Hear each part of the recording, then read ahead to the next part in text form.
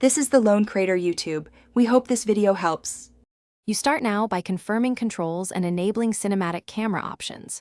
First, check bindings for cinematic camera and horse camera. This avoids remapping mid-shot. Once done, position Arthur in an open space because cluttered scenes add unwanted motion and pop. Make sure your horse and weapon draw settings are predictable. Inconsistency breaks continuity. You're already set to capture the first cinematic pass. Proceed to mount, engage the camera toggle, and prepare to ride deliberately for smooth motion. Now you compose and control movement. Mount and choose walk for intimate shots or gallop for dramatic sweeps. Pacing changes mood.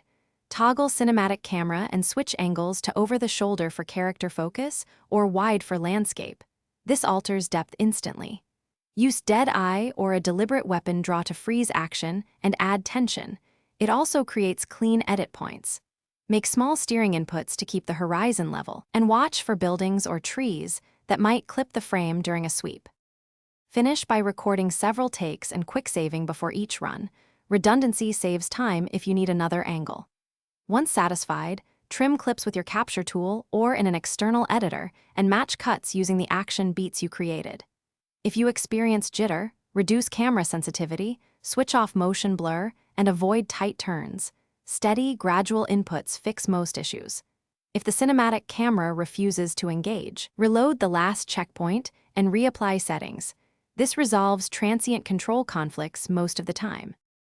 Thanks for watching. Consider subscribing if we helped you.